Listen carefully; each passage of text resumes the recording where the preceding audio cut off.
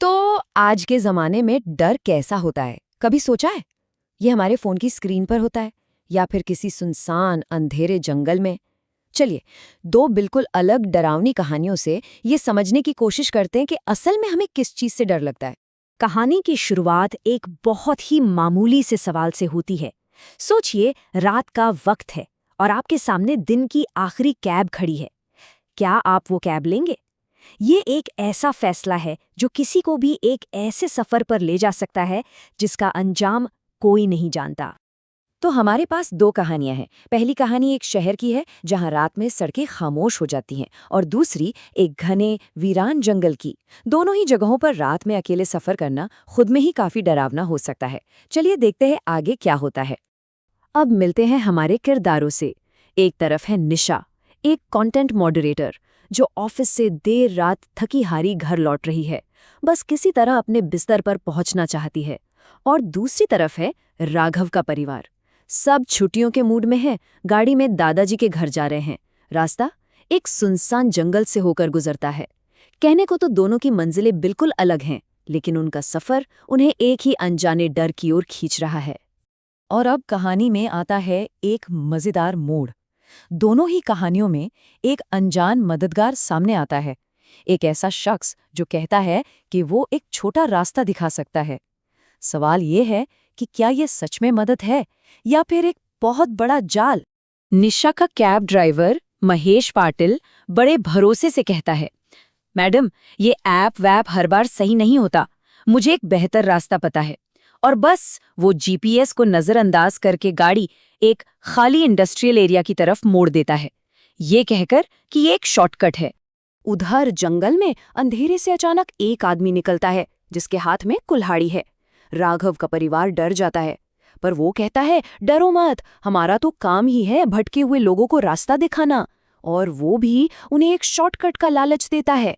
और बस यहीं से असली खेल शुरू होता है। ये वो पल है जब आपको लगता है कि कुछ कुछ तो बहुत गड़बड़ है। हकीकत और वहम के बीच की जो पतली सी लाइन है, वो जैसे मिटने लगती है। निशा के लिए डर टेक्नोलॉजी से जुड़ा है। अचानक कार का रेडियो 10 साल पुरानी खबरें सुनाने लगता है। फिर एक रेस्टोरेंट का बोर्ड जिसे वो अभी अभी पार कर चुकी थी, दोबारा सामने आ जाता है। फोन का जीपीएस, वो मैप पर एक ही जगह अटक गया है। और सबसे अजीब, उसकी दोस्त का फोन आता है जो कहती है, तू तो अभी तक ऑफिस से निकली ही नहीं। यानी जिन चीजों पर हम सबसे ज्यादा भरोसा करते हैं, वही उसे धोखा दे रही हैं। और राघव के परिवार का डर, वो इसका ठीक उल्टा है। उनके पास कोई टेक्नोलॉजी नहीं है जो फेल हो सके। वो बस जंगल के बीचों बीच है, नेटवर्क से, दुनिया से पूरी तरह कटे हुए, एकदम अकेले। तो आखिर ये हो क्या रहा है? ये लोग किसका सामना कर रहे हैं? क्या ये सब सिर्फ दिमाग का वहम है या मामला कुछ और ही है? निशा की नजर डैशबोर्ड पर जाती है। गाड़ी की घड़ी रुकी हुई है, ठीक 3:33 पर। एक ऐसा वक्त जो ना तो रात का है और ना ही सुबह का, जैसे सब कुछ ठहर गया हो। और तभी ड्राइवर महेश एक चौंकाने वाला सच बताता है। वो एक भूत है। ठीक 1 साल पहले इसी रात, इसी जगह पर एक मंदिर से टकराकर उसकी मौत हो गई थी। उसका पैसेंजर तो भाग गया, पर वो उसी आखिरी सफर में हमेशा के लिए फंस गया। हर रात वो उसी सफर को बार बार जीता है। और जंगल में राघव का मददगार, वो असल में एक छलावा है। लोक कथाओं का एक ऐसा मायावी राक्षस जो अपना रूप बदलकर लोगों को भटकाता है। और राघव का परिवार अनजाने में उसी के पीछे पीछे जंगल के और भी घने अंधेरे में जा रहा है। तो इन भयानक मुलाकातों का अंजाम क्या होता है, और ये अंत हमें डर के बारे में क्या सिखाता है? आइए देखते हैं। निशा घबराकर अपनी ऐप में ट्रिप हिस्ट्री देखती है, और जो वो देखती है उससे उसके होश उड़ जाते हैं। पिछले साल 2 जुलाई, ड्राइवर महेश पाटिल, अंधेरी से पवई, ट्रिप पूरी हुई। आज रात 2 जुलाई, ड्राइवर महेश पाटिल, अंधेरी से पवई, ट्रिप जारी है। वो उसी कैब में उसी ड्राइवर के साथ ठीक उसकी मौत की सालगिरह पर सफर कर रही है।